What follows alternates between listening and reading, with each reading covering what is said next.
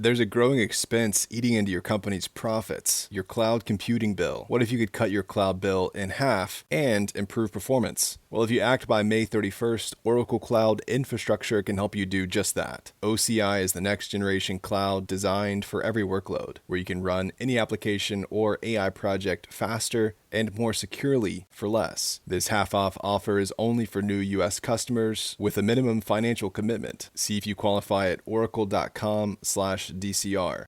Business success is about assembling the right team. It's the businesses behind the business that makes it all possible. When you think about businesses growing their sales beyond forecasts like Momofuku, or even a legacy business like Mattel, sure, you think about a product with demand, a focused brand, and influence-driven marketing, but a big component is the business behind the business, making selling and for shoppers, buying simple. For millions of businesses, that business is Shopify. Shopify is home of the #1 checkout on the planet, and the not-so-secret Shop Pay boosts conversions up to 50%, meaning way less carts going abandoned and way more sales going. Nobody does selling better than Shopify. So if you're into growing your business, your commerce platform better be ready to sell wherever your customers are scrolling or strolling on the web, in your store, in their feed, and everywhere in between. Businesses that sell more sell on Shopify. Upgrade your business and get the same checkout Momofuku uses. Sign up for your $1 per month trial period at shopify.com/DCR, all lowercase. Go to shopify.com/DCR to upgrade your selling today. That's shopify.com/DCR.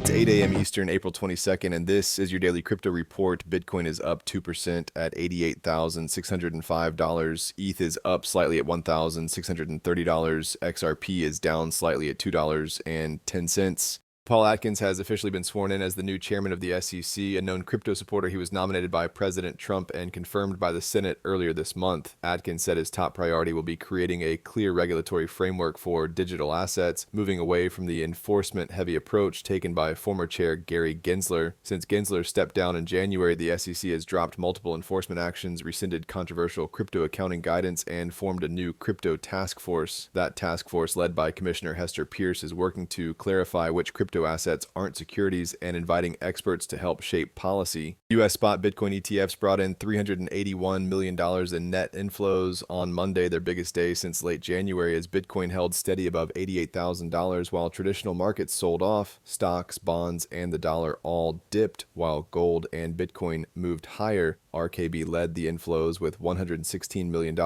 followed by Fidelity's FBTC with $88 million, Bitwise's BITB with $45 million, and BlackRock's IBIT with $42 million. Well, the European Central Bank is worried that President Trump's pro-crypto stance could trigger financial contagion in Europe, especially if U.S. stablecoin laws like Stable and Genius expand the dollar's global reach via crypto. A leaked policy paper reported by Politico says the ECB fears this could undermine the euro and strain EU financial systems. The European Commission isn't totally on board with the ECB's concerns, suggesting the bank might be overreacting. Some officials think the ECB is using this fear to push its own digital euro agenda. The debate stems from the U.S. crypto-friendly shift under Trump and comes a year after Europe's MiCA rules were finalized.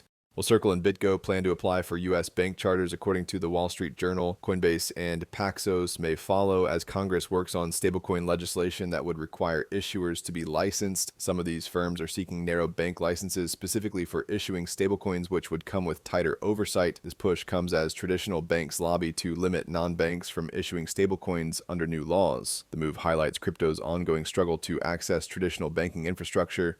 And finally, WazirX is planning a comeback after a $230 million hack tied to North Korea's Lazarus Group. The Indian crypto exchange says it's ready to restart operations and begin customer repayments, pending a key court ruling in Singapore on May 13th. The restructuring plan, backed by over 93% of voting creditors, would offer about 85% recovery on lost balances plus additional recovery tokens. If the court signs off, WazirX aims to restart the platform and begin initial user distributions within 10 business days. That's all for us today. Visit us at dailycryptoreport.io and listen to us everywhere else you podcast under Daily Crypto Report.